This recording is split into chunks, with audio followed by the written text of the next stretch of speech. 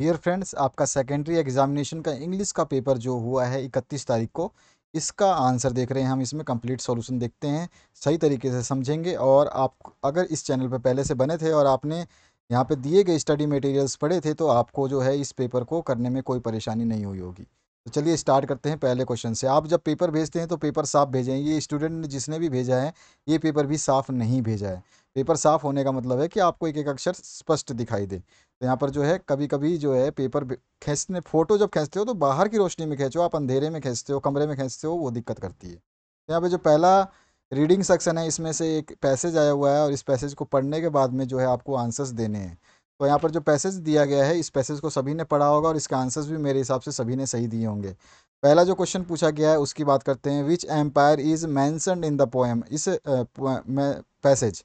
तो इसमें आपको कौन सा एम्पायर जो है बताया गया है इस पूरे पैसेज में, उस पैसेज में, इस पैसेज में से उस एम्पायर का नाम जो है आपको लिखना था। तो यहाँ पर जो देखोगे तो आप इसमें केवल मौर्य एम्पायर के बारे में ही सारा जिक्र है। तो यहाँ पे जो आंसर आ जाएगा आपका Maurya empire, A option correct हो जाएगा। उसके बाद जो है दूसरा, how many hours spent by Chanakya with the public, public के साथ या लोगों के साथ चाणक्य ने कितने घंटे बिताए थे, ये आपको बताना है। तो जब आप पैसेज पढ़ोगे तो आपको इसका आंसर मिल जाएगा। और जो जिसने भी आंसर इसका लगाया है तो वो सही हो जाएगा, कितना, 12। उसके बाद में नेक्स्ट जो क्वेश्चन है, the duty of Chanakya is to look after, किसकी देखभाल के लिए जो ड्यूटी थी चाणक्य की, ये बतानी है। तो यहाँ पर क्या आंसर लिखा आपने, तो आंसर लिखना था यहाँ पर आपका जो है बी और सी दोनों हो जाएगा, द पीपल के लिए भी और द एम्पायर के लिए भी। तो यहाँ पर आपका डी ऑप्शन करेक्ट हो जाएगा, बोथ बी एंड सी।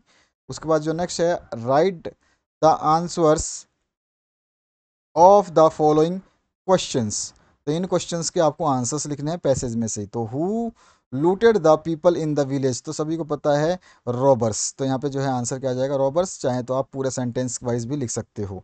उसके बाद में which freedom is described by Chanakya, Chanakya ने कौन सा फ्रीडम डिस्क्राइब किया है, तो freedom of thought and worship. ठीक है, तो यहाँ पर जो है अपनी सोच और वर्शिप मतलब अपनी पूजा, तो इन दोनों का फ्रीडम जो है ये बताया है चाणक्य ने इस पैसेज में। इसके बाद में है आपका fill in the blanks with the appropriate word. यहाँ पर दो वर्ड्स दिए गए हैं, एक ट्रबल और एक फ्रीडम। इसमें से यहाँ पे Chanakya was worried as the villagers were in, तो वरीड क्यों था, तो यहाँ पर जो क्या आ जाएगा आंसर, तो बिल्कुल सही समझा आपने, यहाँ पे आ जाएगा आपका ट्रबल। ठीक है ना, तो आंसर क्या हो जाएगा, trouble. Chanakya was worried as the villagers were in trouble. तो वरीड, वरीड शब्द आते ही हैप्पी तो होगा नहीं, फ्रीडम होगा नहीं, तो क्या हो जाएगा, ट्रबल। सिंपल है, और बाकी आप देख सकते हो पैसेज में भी। इसके बाद जो नेक्स्ट क्वेश्चन है, फिर से आपको एक पैसेज दिया गया है और इस पैसेज को पढ़ने के बाद में आपको जो है आंसर्स देने हैं। रामेश्वरम का ये पैसेज है जो उसके बारे में बताया गया, मद्रास स्टेट के बारे में, और उसके बारे में आपसे यहाँ से प्रश्न पूछे गए हैं। दूसरा जो क्वेश्चन है इसमें पूछा गया, what is the name of the father of writer, जो इस को लिख रहा है, इसके राइटर के फादर का नाम बताना है। तो आपको जो सेकंड लाइन में ही ऊपर मिल जाएगी, तो यहाँ पे जैनु लाबदीन। तो यहाँ पर जो है आपका क्या आ जाएगा, तो यहाँ पर जो है ऑप्शन नंबर ए आ जाएगा सही। इसके बाद में the writer's house was built in the middle of dash century, तो किस सेंचुरी के बीच में बना था राइटर का हाउस, तो क्या आंसर आ जाएगा, 19 सेंचुरी। ये भी पैसेज में आपको देखने को मिल जाएगा। अगर आप ध्यान से पैसेज को पढ़ते हैं तो सारे आंसर्स आप सही करके आए होंगे। इसके बाद आते हैं हम नेक्स्ट क्वेश्चन की तरफ। नेक्स्ट क्वेश्चन में जो है आपका, इसमें पूछा गया आपसे, चलिए अब देखते हैं नेक्स्ट क्वेश्चन को। यहाँ पे आप जो है 19th सेंचुरी जो है यहाँ पे लिखा हुआ है, middle of the 19th century. इसके बाद जो है नेक्स्ट क्वेश्चन है, इसमें पूछा गया आपसे, the author's childhood was a very secured childhood both मैटरनली and dash. तो यहाँ पे क्या आंसर आ जाएगा, तो यहाँ पे सभी ने आंसर सही लिखा होगा, मैटरनली एंड इमोशनली। तो बी ऑप्शन जो है आपका इसका करेक्ट हो जाएगा। तो आपका इमोशनली जो है, आप इस पूरी लाइन को पैसेज में भी देख सकते हैं। उसके बाद में the writers was born in the island town of, तो किस, कहाँ पे जन्म हुआ था उसका ये बताना है आपको। तो चौथे ऑप्शन का जो करेक्ट आंसर हो जाएगा रामेश्वरम। उसके बाद जो है नेक्स्ट क्वेश्चन है, who is an ideal helpmate of writer's father. तो एक आइडियल हेल्पमेट कौन था, उसके राइटर के फादर का हेल्पमैन कौन था, यानी कि किसने सहायता की थी, आइडियल। तो यहाँ पर जो है आंसर क्या आ जाएगा फिफ्थ का, तो फिफ्थ का हो जाएगा राइटर्स मदर। ठीक है, तो यहाँ पे एक जो है आपका ए ऑप्शन करेक्ट हो जाएगा। इसके बाद आते हैं नेक्स्ट क्वेश्चन पे, फिलअप्स करने हैं। It was a short boy with rather dash book, तो यहाँ पर क्या आ जाएगा आंसर, जब इसको आप देखोगे अपने पैसेज में, तो यहाँ आ जाएगा अनडिस्टिंग्विश। इसके बाद में नेक्स्ट जो क्वेश्चन है इसमें आ जाएगा my dash father use to avoid all instance comforts and luxury. तो ऑस्टर, ऑस्टर मतलब होता है कि जैसे सिंपल जो होते हैं ना, बहुत साधारण, इस टाइप में, ठीक है। इसके बाद में है आपका नेक्स्ट जो है write the word from the passage which mean the same as. तो रिचनेस का हो जाता है लग्जीरियस, एक ही बात है, रिचनेस हो लग्जीरियस हो। यहाँ पे आपको पैसेज में ये देखने को मिल जाएगा। यहाँ पर आपको लग्जीरियस जो है यहीं कहीं मिलेगा आपको, ये देखिए लग्जीरियस, ठीक है, ये हो गया। और इसके बाद में जो दूसरा पूछा है आपसे नेचुरल, नेचुरल मतलब क्या होता है आपका प्राकृतिक। तो इनेट मतलब भी प्राकृतिक सामान्य होता है, तो ये इसका जो है दूसरा आपका आंसर हो जाता है। ये भी पैसेज में इनेट लिखा हुआ है, ऊपर की तीसरी या चौथी लाइन में आपको देखने को ये मिल जाएगा, ये रहा।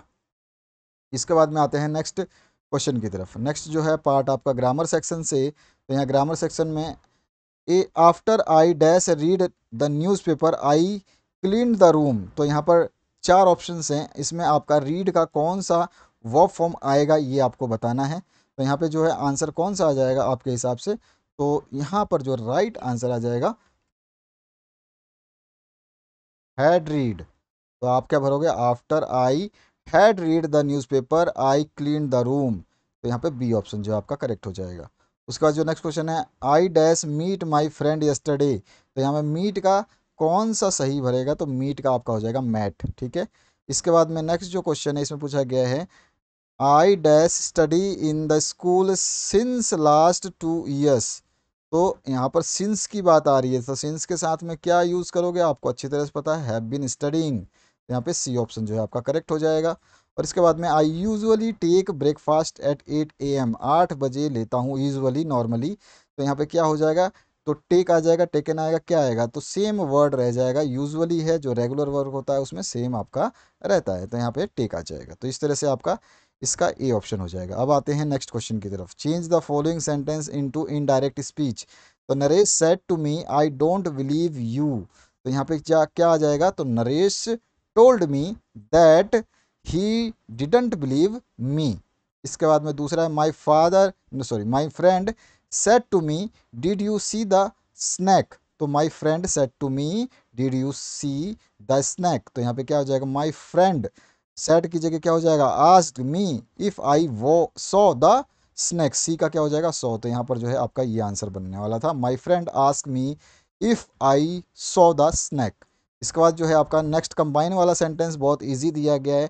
इसमें आपको ये वर्ड पूरा का पूरा एज इट इज़ लिखना था और as soon as possible, as soon as को केवल आगे लगा देना था। तो बस इस सेंटेंस के आगे लगा दोगे और पूरा वाक्य फिर से लिख दोगे, तो ये आपका आंसर करेक्ट हो जाता है।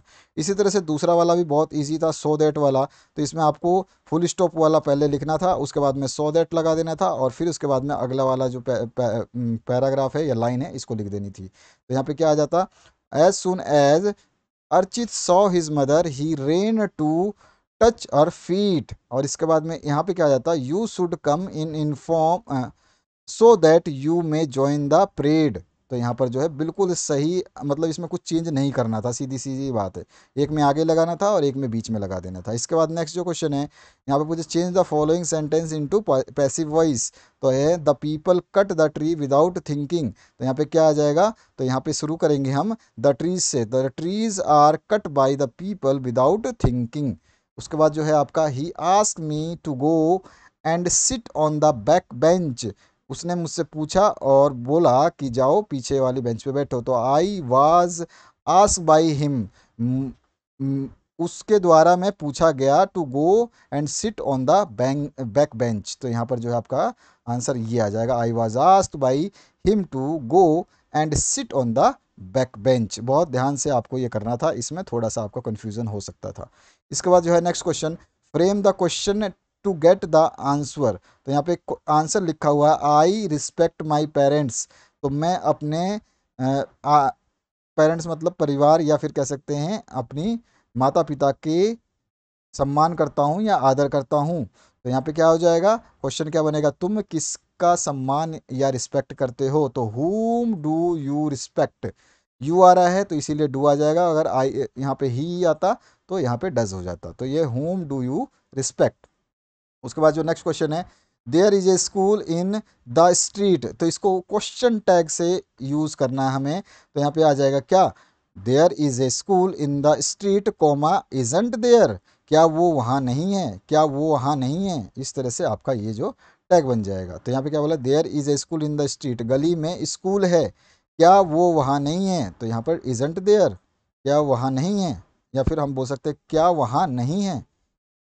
इसके बाद में fill in the blanks with appropriate words, तो यहाँ पे सही वर्ड्स को यूज़ करना है। आपको दिया गया है ऑल्दो, इफ़, एंड, और यहाँ पे दिया गया है हु और whom, और इसके बाद में so that, not only but also. तो यहाँ पर देखिए, a book is a book although there is nothing in it, तो क्या यहाँ पे आएगा, एंड इफ़ तो आएगा ही नहीं, तो ऑल्दो आ जाएगा। A book is a book although there is nothing in it, book तो बुक होता है चाहे उसमें कुछ भी ना हो। उसके बाद में my parents as well as my relatives were present there who supported me, तो मेरे परिवार और मेरे रिश्तेदार भी, मतलब मेरे परिवार के साथ मेरे रिश्तेदार भी मुझे सपोर्ट करने में शामिल थे, जिन्होंने मुझे सपोर्ट किया। तो यहाँ पे हु आ जाएगा। उसके बाद में he dash visited India dash England, तो यहाँ पर क्या आ जाएगा, he not only visited India but also England, तो उसने भारत देश ही नहीं बल्कि इंग्लैंड भी भ्रमण किया। इसके बाद आते हैं बी सेक्शन में, यहाँ से आपको आंसर लिखने थे छोटे छोटे से। तो why did Lencho see the rain drop were like new coins, तो लेंचो ने ऐसा क्यों कहा था कि जो रेन ड्रॉप है वो नए कॉइन के जैसे हैं। तो इसका क्या आंसर लिखोगे आप, तो इसका आंसर हो जाएगा Lencho corn field were ready to be harvested, यानी कि लेंचो के जो फील्ड थे वो कटाई के लिए तैयार हो गए थे। His fields need shower before harvesting, कटाई से पहले जो है उनको क्या चाहिए थी, पानी चाहिए था, बरसात चाहिए थी।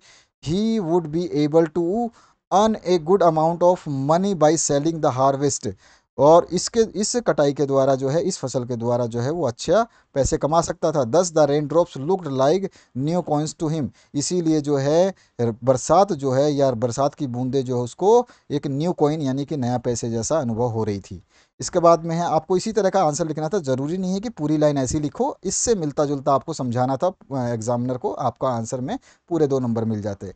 Y does the poet want to say in the poem dust of snow, तो वाट मतलब यहाँ पे पोएम इस डस्ट ऑफ स्नो में पोएट क्या कहना चाहता है ये आपको बताना है। The poet want to say that the little things in life can make huge change in our future, तो इसमें पोएट का बस सिंपल से यही कहना है कि एक छोटी सी चीज़ भी हमारे पूरे भविष्य में बहुत बड़ा बदलाव कर सकती है। इस पोएम में यही चीज़ बताई गई है, जब उसके ऊपर डस्ट ऑफ स्नो गिरता है तो सब कुछ चेंज हो जाता है उसके लिए। It also reflects that hard time in the life will lead to the happier times if we can priest with it, अगर हम इसमें यह भी बताया गया है कि जो हमारा बुरा समय है वो हमारे को आने वाले समय में जो है खुशी दे सकता है, अगर हम उसके साथ में जो है उस समय में हम जो है क्या कहते हैं, प्रीस्ट करते हैं, यानी कि उसके साथ रहते हैं, उसको समझते हैं और उसका जो है सामना करते हैं। इस तरह से जो है इस टाइप के आंसर आपको इसका लिखना था। इसके बाद में है वाई डिड भोली रिजेक्ट द मैरिज, तो भोली ने मैरिज को रिजेक्ट क्यों किया। व्हेन विशंबर आफ्टर सीइंग हर पोक मार्केट फिश पोक मार्केट फिश ही डिमांडेड 5,000 रुपीज़ एज डाउरी, तो दिसंबर ने जो है उससे 5,000 रुपये उसकी फैमिली से जो है और मांगे, डॉरी यानी कि आपका किसके लिए, दहेज के लिए। और इंसल्टेड हर फादर, और उसने उसके पिता की भी जो है इंसल्ट की। So she refuse to marry to protect Ramlal's self respect, और उसने जो है रामलाल के आत्मसम्मान को बचाने के लिए जो है शादी से इनकार कर दिया।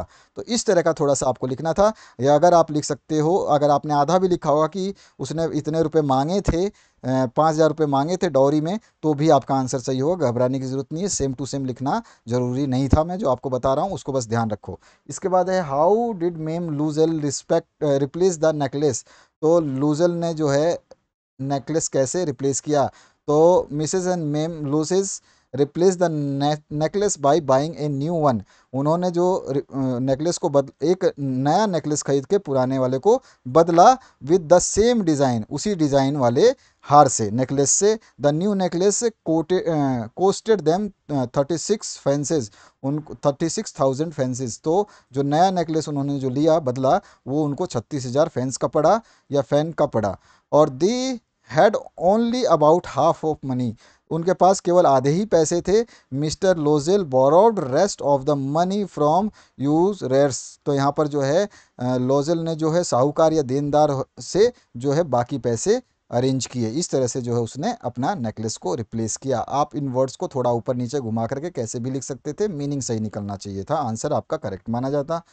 How does Mr Herriot treat the dog, उसने डॉग को कैसे ट्रीट किया, डॉग को हॉरियट ने, हॉरियट डॉक्टर जो James Herriot cuts down his food intake and keeps under strict observation for the initial days at hospital.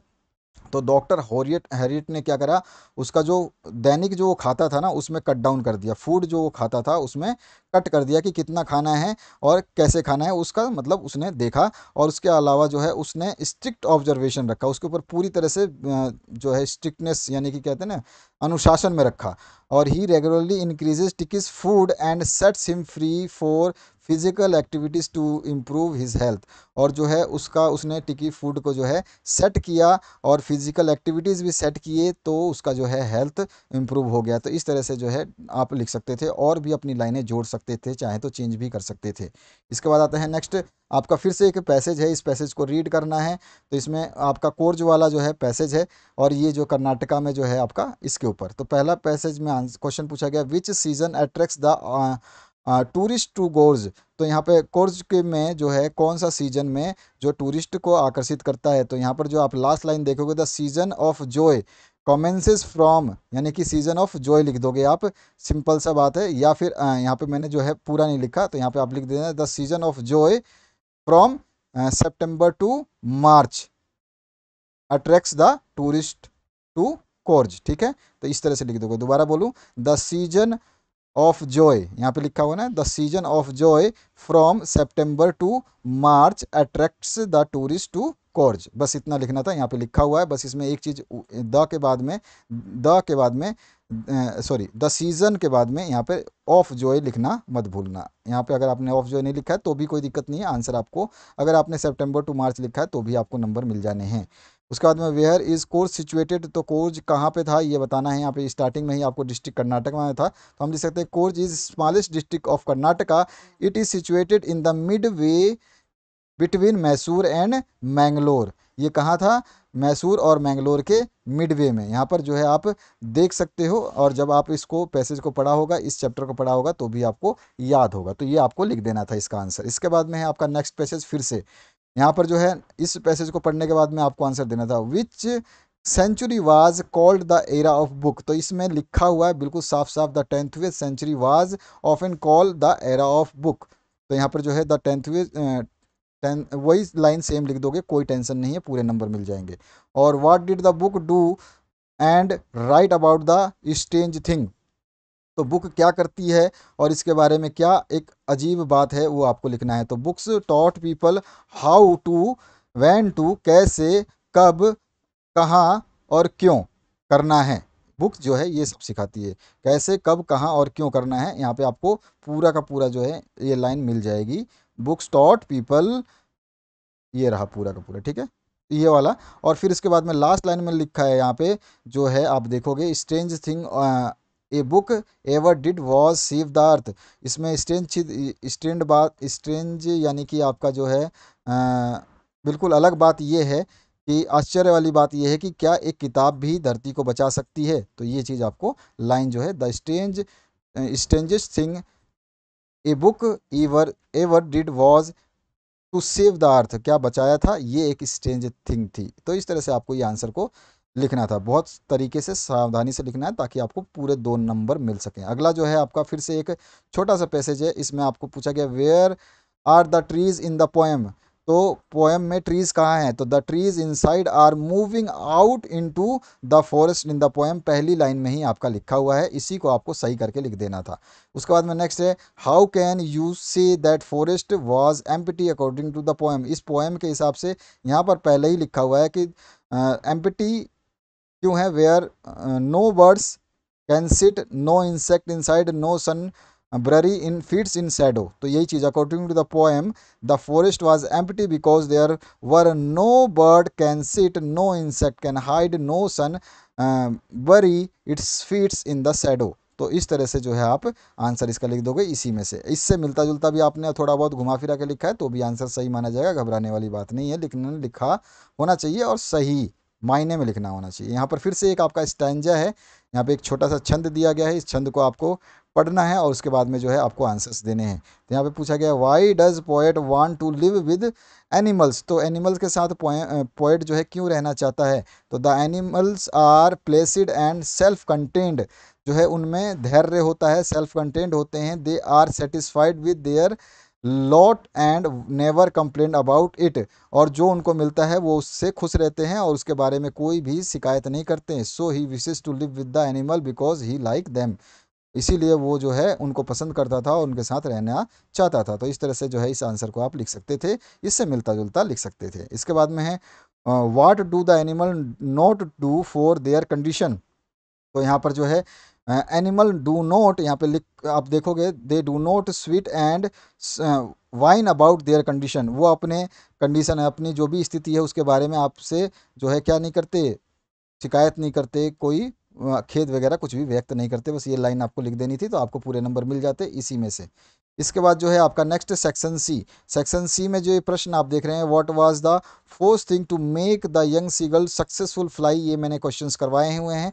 यहाँ पे जितने भी आप क्वेश्चंस देख रहे हैं इन क्वेश्चंस को आपको ऑलरेडी मैंने करवा दिया था, तो इन क्वेश्चंस के आंसर तो आप आराम से उन वीडियोज़ में भी देख सकते हो, ऑलरेडी अवेलेबल है चैनल के प्लेलिस्ट में, जो आपको इसी वीडियो के एंड में मिल जाएगा। ठीक है, तो ये सारे के सारे क्वेश्चंस करवाए हुए हैं, आप लोग अगर ढंग से बने हुए थे तो आपको सब कुछ मिल जाएगा। ये स्टोरीज़ में मैंने करवाई थी, सारी की सारी स्टोरीज़, सारे के सारे लेटर्स, ईमेल्स, कोई चीज़ ऐसी छोड़ी नहीं जो मैंने करवाई नहीं थी। आपने देखा नहीं होगा तो वो फ़र्क नहीं पड़ता, उससे आपको देखना होगा तो देखोगे, नहीं देखना होगा तो नहीं दोगे। तो यहाँ पर जो है दो लेटर्स लिखने थे, एक तो आपको लिखना था कि रेक्सलेस ड्राइविंग इन इंक्रीजिंग एक्सीडेंट, इसके ऊपर पूरा का पूरा मैंने जो है लेटर लिख के बताया था।